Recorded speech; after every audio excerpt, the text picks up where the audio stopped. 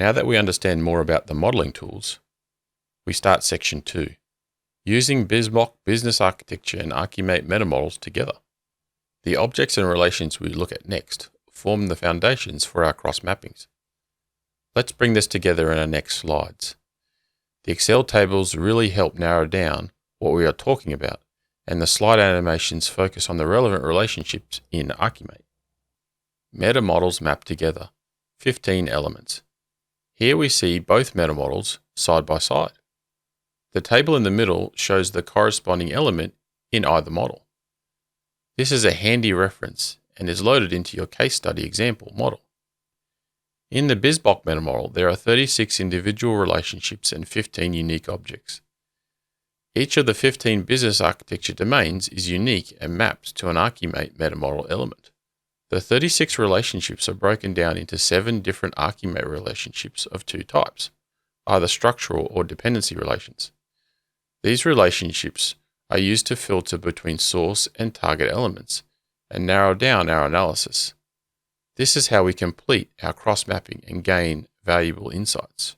Remember, we want to be the answer shop. With all this theory out of the way, we can get to analyze and show valuable insights. Let's drill a little deeper into the objects with some definitions in our next slide.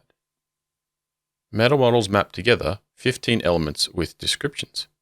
Notice these are the standard descriptions that come from the Archimate language for each element. This again is a handy reference when looking at modeling. These descriptions are properties in the example case study model you have too.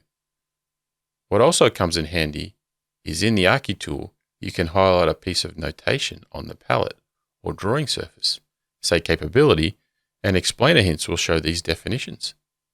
Now let's look at the relationship mappings between the models in our next slide. MetaModels map together 36 relationships. This is a handy table to keep in mind when working as a practitioner. If you're used to the BizMock notation, you will see the BizMock relationship that maps to the Archimate relationship. Remember, when using the Archi tool, you can use the magic connector that will only allow you to use the correct relationships for mapping. Now let's narrow in on the 7 Archimate relationship types we are using. These are in the next 2 slides. Archimate relationship types. What we are looking at here is an abstract from the Archimate specification, showing the top-level concepts used in Archimate. The white boxes are abstract specializations of a model concept.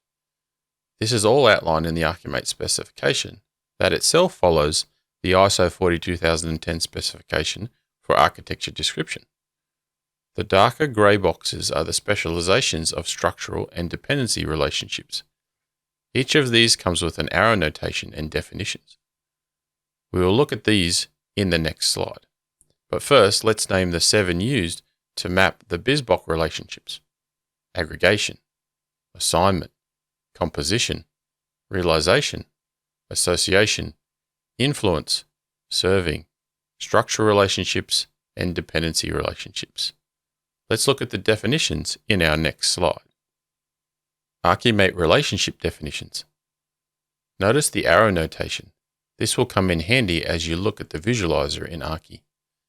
Take a moment and hit pause to read the definitions for structural relationships: aggregation, assignment, composition, realization; dependency relationships: association, influence, and serving.